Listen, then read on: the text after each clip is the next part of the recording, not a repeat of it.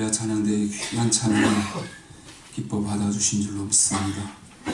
늘 주님께로 나아가는 복이 얼마나 큰지 우리도 함께 한 마음으로 하나님 앞에 늘 올려드리는 그러한 우리의 믿음 생활이 되게 하여 주시옵소서. 주님께서 이 시간도 친히 우리에게 말씀하여 주시고 우리의 속사람이 더욱 강건케 되는 은혜가 임하게 하시며 우리를 말씀으로 새롭게 하시고 변화시켜 주셔서 참으로 하나님 보시기에 흡족해 하시는 그러한 은혜의 역사가 우리 모두에게 임하도록 주의 성령으로 인도해 주시옵소서.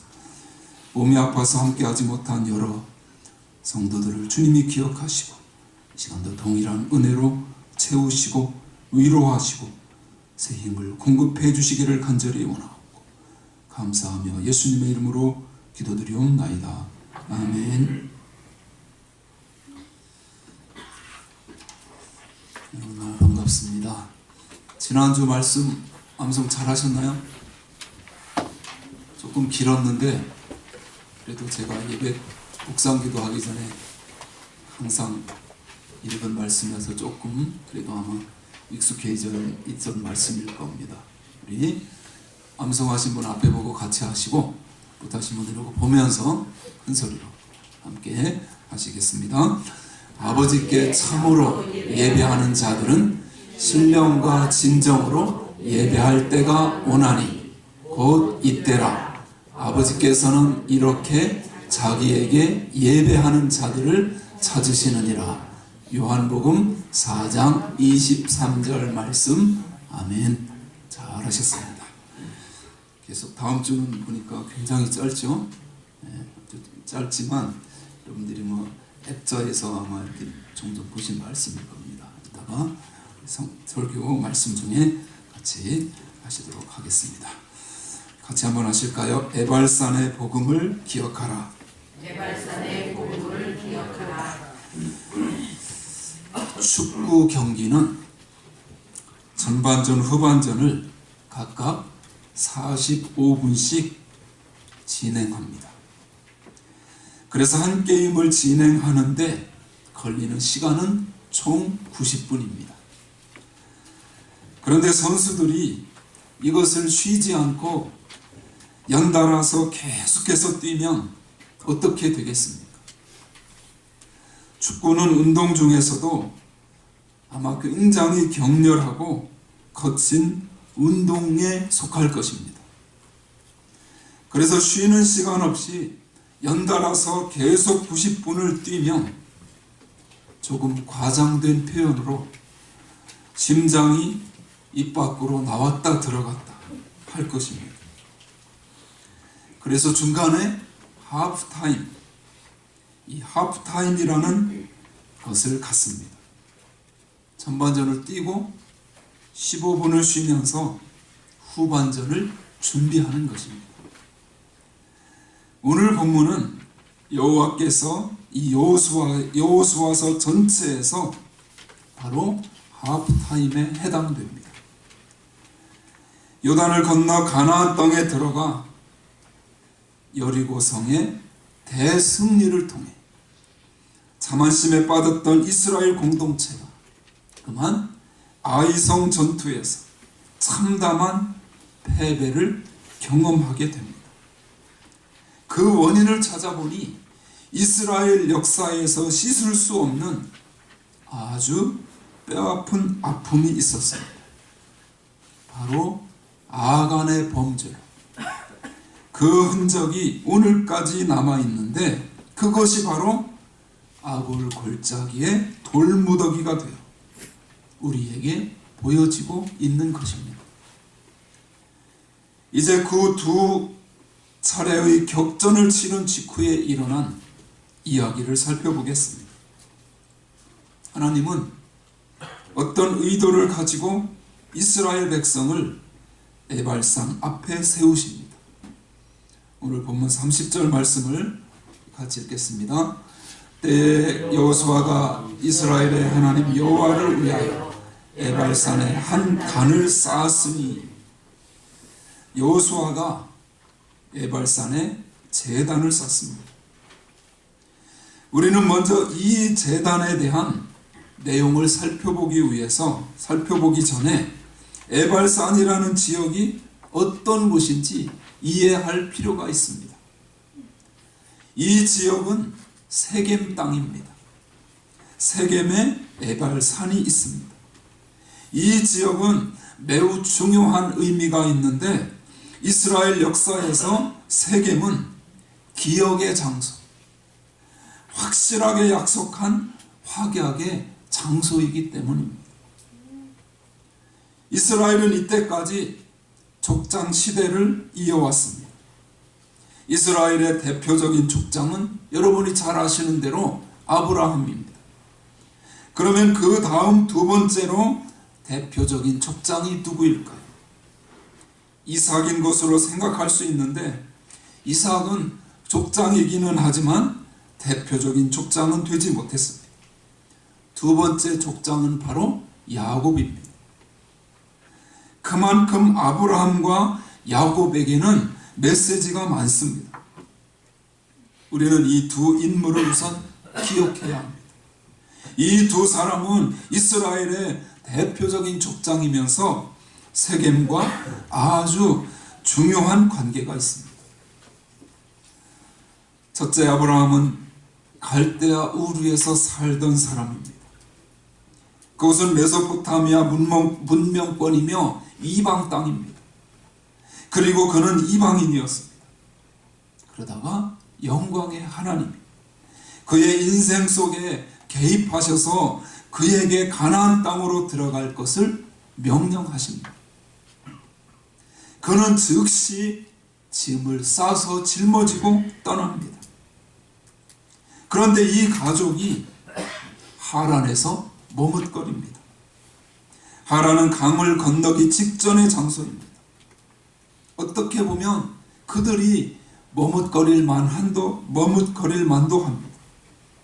이제 이 강을 건너면 고향 땅으로 다시 되돌아간다는 것은 불가능한 일이 되는 거예요. 어떻게 망설임이 없었겠습니까? 그러다가 거기서 머무르고 있는데 아브라함의 아버지 데라가 그곳에서 세상을 떠납니다. 사실상 여기까지는 이 데라가 주도를 해왔습니다. 그런데 데라라는 이름의 뜻은 뜻밖에도 지연시키는 자입니다. 이런 상징적인 이름을 가진 아브라함의 육의 아버지를 하나님이 데려가십니다. 그 후 아버지의 죽음으로 아브라함의 행로는 새로운 전기를 마련하게 됩니다. 아버지의 죽음과 동시에 하나님이 다시 그에게 나타나신 것입니다. 창세기 12장 1절에 보면 하나님께서 아브라함에게 너는 너의 본토 친척 아비집을 떠나 내가 내게 지시할 땅으로 가라며 두 번째 메시지를 주십니다. 그래서 다시 아브라함은 짐을 전부 짊어지고 그 길을 떠나 천신만고 끝에 가나안 땅에 도착했는데 처음 밟은 땅이 바로 이 세겜 땅입니다. 성경은 하나님의 관점에서 이 아브라함의 가나안 입성을 마침내 가나안 땅에 들어갔더라고 창세기 12장 5절에서 표현합니다. 그리고 가나안 땅에 들어간 이스라엘 백성이 제단을 쌓는 곳이 바로 세겜입니다. 그러므로 세겜이라는 지역이 가진 첫째 의미는 하나님이 약속을 이루셨음을 우리에게 확인시켜 주시는 것입니다. 다음으로 두 번째 대표적인 족장은 야곱이라고 했습니다. 야곱도 그 이름만큼이나 파란만장한 인생을 살았습니다. 발 뒤꿈치를 붙잡는 자, 사기꾼, 도둑, 이런 꼬리표를 달고 있던 사람입니다.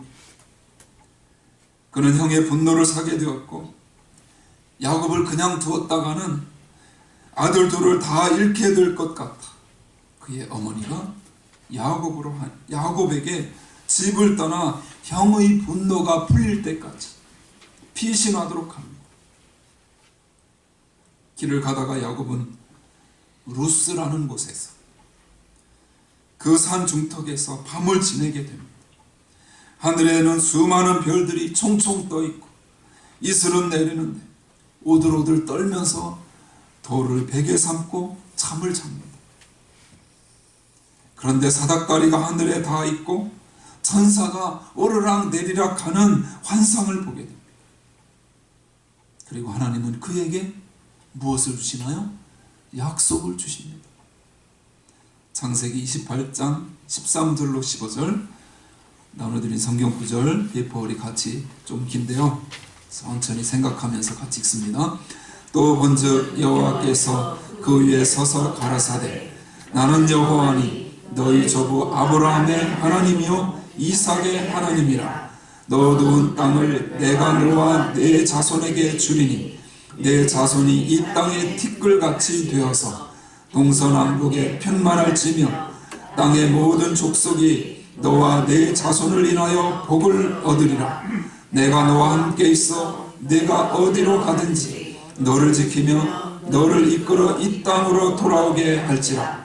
내가 내게 허락한 것을 다 이루기까지 너를 떠나지 아니하리라 하신지라. 아멘. 이러한 너무도 소중한 축복의 약속을 주셨습니다.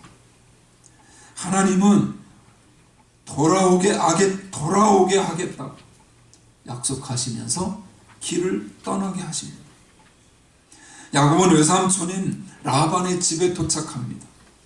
그런데 자기 실력으로 말하면 야곱이 한 A급 정도라고 하면 라반은 A 플러스급 정도, 그렇게 말할 수 있습니다. 이처럼 어떤 경우에는 하나님이 버르장머리를 고치시기 위해 더 센 사람을 붙여놓기도 한다는 것입니다.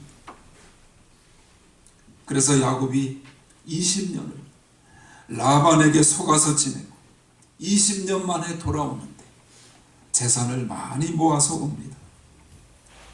그런데 그가 돌아와서 처음에 도착해 제단을 쌓은 곳이 세겜입니다.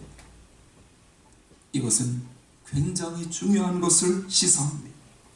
세겜은 적어도 이스라엘 족장 사이에서 하나님의 약속이 성취되고 회복되었음을 확인하는 땅입니다. 그래서 거기서 돌아온 족장들이 제단을 쌓았던 곳입니다. 두 전쟁을 치른 이스라엘 백성들을 하나님이 세겜 땅에 세워놓습니다. 하나님은 무엇을 말씀하고 싶으신 것일까요? 신실하신 하나님의 약속은 반드시 이루어진다는 사실을 말씀하고 싶으신 것이었습니다. 그런데 여기에 역설이 있습니다.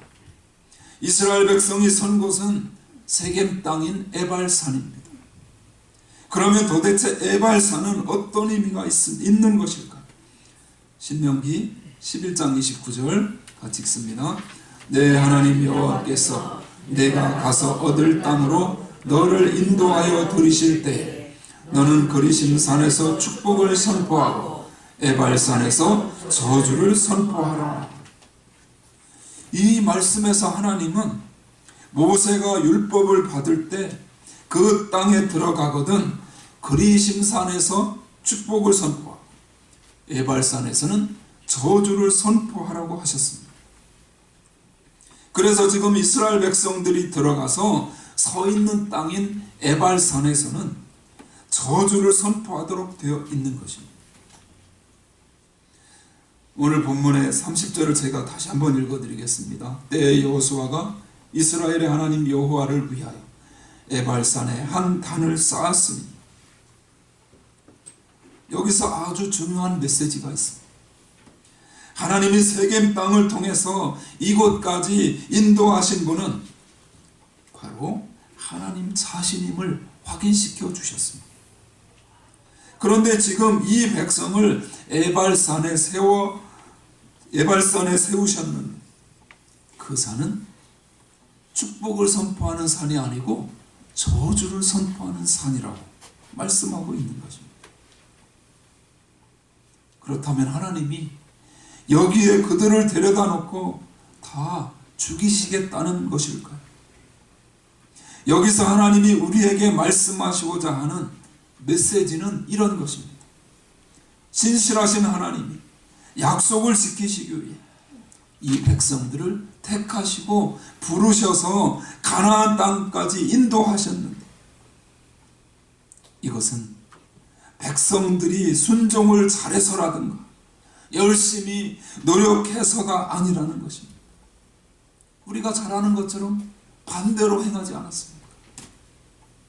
애굽을 탈출해서 가나안 땅에 들어오기까지 자그마치 40년 동안 광야 생활을 하면서 그들은 죽어 마땅한 죄들을 계속해서 지었을 뿐입니다. 그러나 그럼에도 불구하고 하나님은 조상 때부터 약속하신 그 언약 때문에 그들을 가나안 땅에 들어가게 하십니다. 여기서 우리가 놓치지 말아야 할 구원에 대한 중요한 그림을 볼 수 있습니다. 구원은 내가 열심히 살았거나 아니면 나에게 어떤 작은 근거라도 있어서 임하는 것이 아니라는 사실입니다.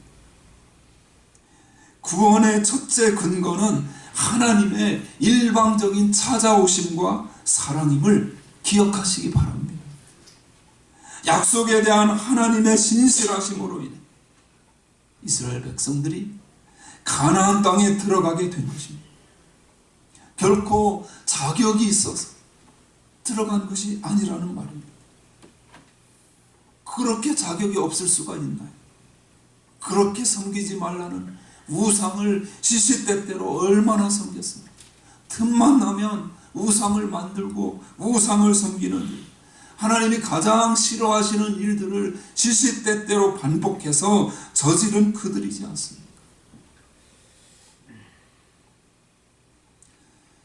우리가 지난 수십 년, 아니 수백 년을 거슬러 올라가 하나님 앞에 살아온 세월을 살펴보면 죽을 일밖에는 하지 않았습니다.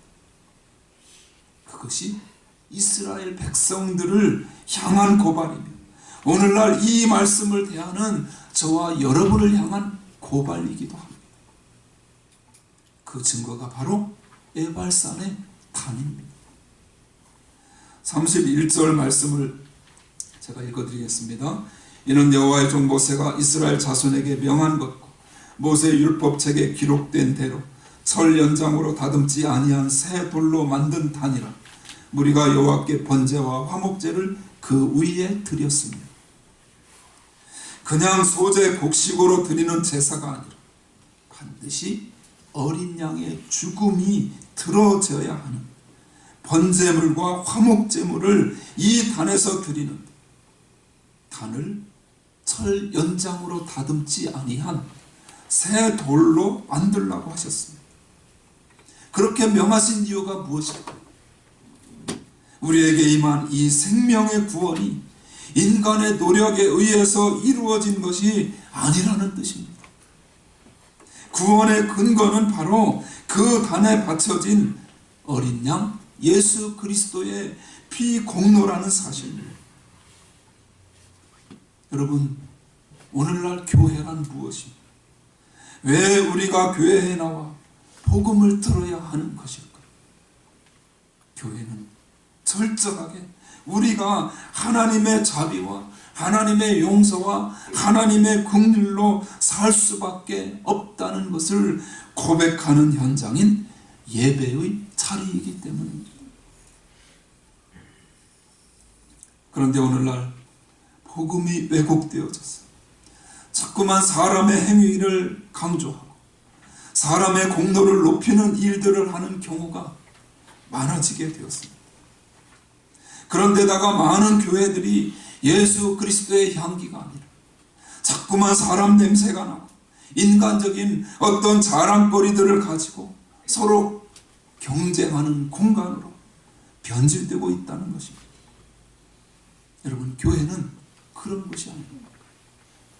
2000년 전 갈보리 언덕에서 내 죄를 위해 죽으신 예수 그리스도의 흘리신 보배로운 피가 시 공간을 넘어서 지금 이 순간에도 내 삶의 근원이요 내 삶의 시작임을 붙잡고 일어서는 현장이 예배의 자리이고, 그것이 바로 에발산의 복음인 것입니다.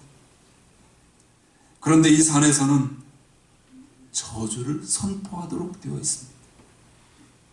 우리가 그 저주 아래 죽을 수밖에 없었던 죄인임을 철저히 확인하는 자리가 바로 예배의 자리입니다. 아울러 동시에 보배로운 보혈의 공로를 붙잡고 다시 일어설 수 있는 자리가 예배의 자리임을 잊지 마시기 바랍니다. 이에 대해서 로마서 7장 21절 23절에서 너무 귀한 말씀을 우리에게 해주십니다. 같이 읽습니다. 그러므로 내가 한 법을 깨달았노니 곧 선을 행하기 원하는 나에게 악이 함께 있는 것이로다. 내 속사람으로는 하나님의 법을 즐거워하되 내 지체 속에 한 다른 법이 내 마음의 법과 싸워 내 지체 속에 있는 죄의 법 아래로 나를 사로잡아 오는 것을 보았도다. 이것이 늘 바울에게 있었던 절망이에요. 오늘날 우리 속에 있는 이중적 절망이라 할 수 있습니다. 이어서 24절에 보니까 오호라 나는 곤고한 사람이로다. 이 사망의 몸에서 누가 나를 건져내랴. 여기서 끝났다면 우리에게는 절망과 죽음뿐이었을 것입니다. 그러나 복된 소식, 즉 복음이 소망으로 우리에게 들려졌습니다. 로마서 8장 1절 2절 정말 귀한 말씀인데요. 같이 읽겠습니다. 그러므로 이제 그리스도 예수 안에 있는 자에게는 결코 정죄함이 없나니 이는 그리스도 예수 안에 있는 생명의 성령의 법이 죄와 사망의 법에서 너를 해방하였으니라. 아멘. 원래 이번 주 암송 말씀을 이 말씀으로 하려고 제가 하다가 좀 길은 것 같아서 여러분에게 부담을 안 드리기 위해서 좀 짧은 것으로 했는데, 여러분 이 로마서 8장이 굉장히 중요한 장이잖아요, 성경에서.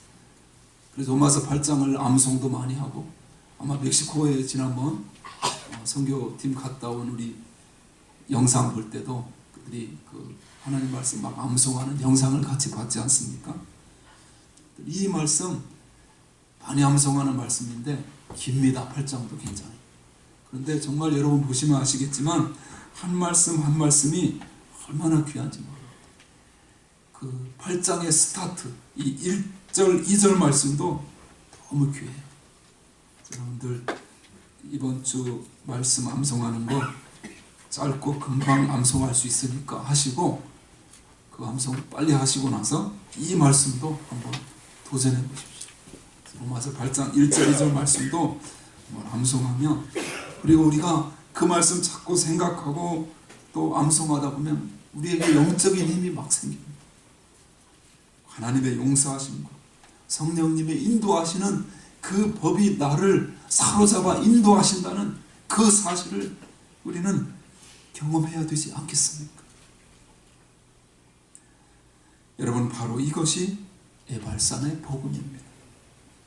오늘 또 우리는 얼룩진 영혼과 눈물과 절망을 끌어안고 하나님 앞에 나아가 또 용서를 빌어야 할지 모릅니다. 그러나 우리의 죄를 멀리 던지시고 우리에게 죄 없다 하신 예수 그리스도의 속죄의 피가 있기에 우리는 담대히 예배의 자리로 나올 수 있는 줄로 믿습니다. 이것이 에발산에 세워졌던 희생 제물이고 번제단이었습니다. 여러분이 잘 아시는 찬송입니다. 죄에서 자유를 얻게 하는 보혈의 능력 주의 보혈, 시험을 이기는 승리되니 참 놀라운 능력이로다. 주의 보혈 능력이 있도다.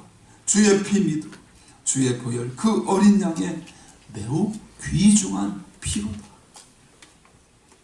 우리는 날마다 삶의 현장에서 이 어린 양의 피가 우리에게 얼마나 필요한지 모릅니다.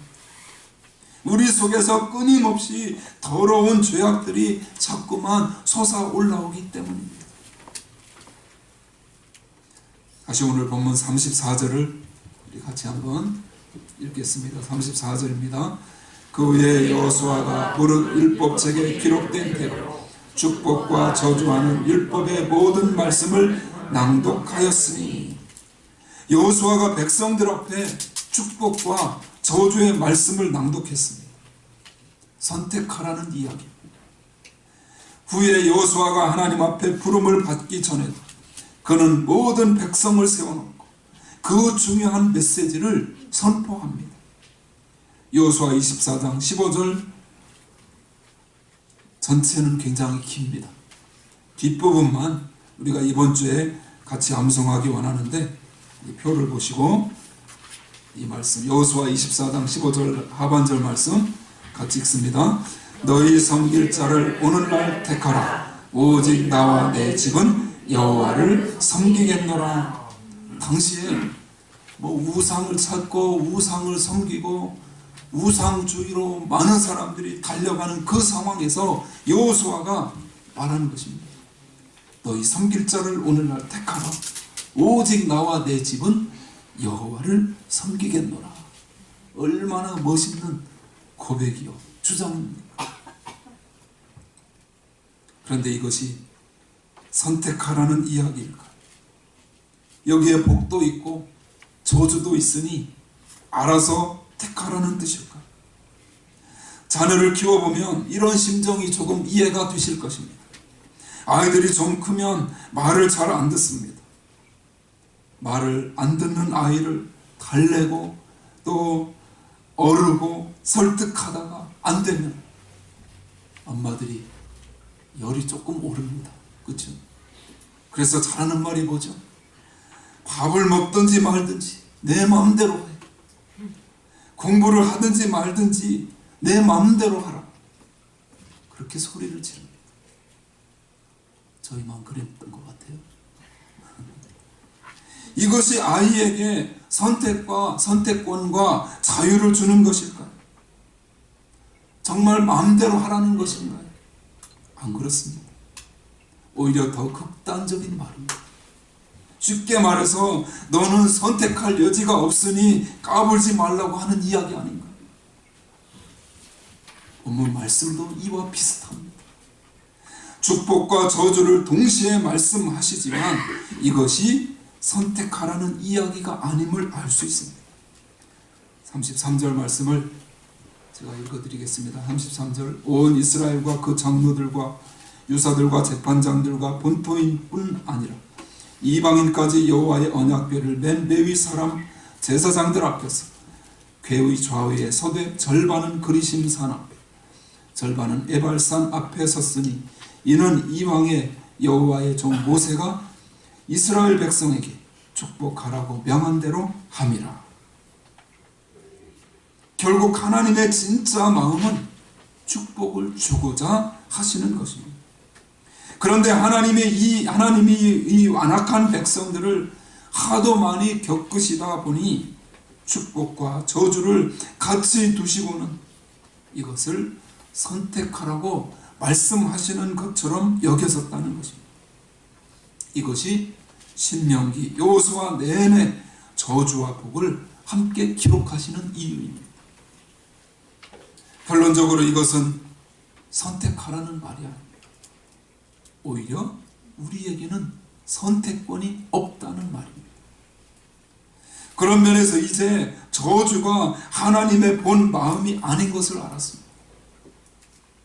그렇다면 축복이 하나님의 궁극적인 목적일까?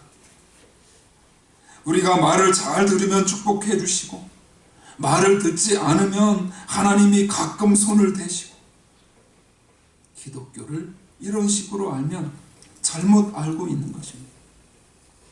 이렇게 되면 기독교는 율법의 종교가 되어버리고 말입니다. 하나님의 자비와 하나님의 은혜가 들어올 자리가 없는 것입니다. 그렇다면 축복하시는 것이 하나님의 가장 궁극적인 목적일까? 그것도 아닙니다. 여러분, 하나님이 자녀에게 정말 바라는 것이 무엇일까? 하나님이 저와 여러분에게 진짜로 원하시는 것이 무엇일까? 우리의 생각이 커지고 우리의 인격이 성숙하고, 그래서 궁극적으로는 아버지의 마음을 이해해서 아버지가 앞으로 자녀와 함께하기 위해 그려놓은 그림에 동참할 수준으로 우리가 자라가는 것입니다. 저주는 물론 축복도 궁극적인 하나님의 목표가 아닙니다. 하나님이 정말로 우리에게 관심을 가지시는 것은 바로 우리의 존재 이유입니다. 그러므로 우리는 눈에 보이는 축복에 너무 신경을 쓰지 말아야 합니다. 이것은 있어도 되고 없어도 되는 것입니다.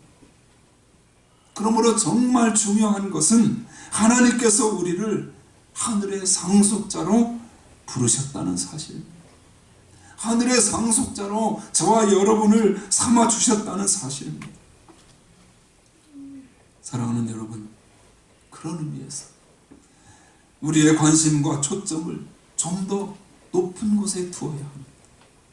그래서 하나님의 마음을 읽어내는 능력을 키워가야 할 줄로 믿습니다. 이를 위해 거룩해지도록 기도하고 힘써야 되고, 그리고 생각을 높은 데 두어야 하는 것입니다.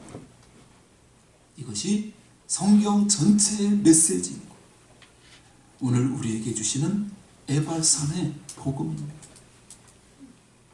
이 모든 것이 예수 그리스도 어린 양의 보혈의 피로부터 시작되었습니다. 기억하시면서 하나님께서 우리를 어떻게 훈련시켜 가기를 원하시면서 깨닫는 성숙하고 능력 있는 신앙이 승리하게 되시기를 주님의 이름으로 축원합니다.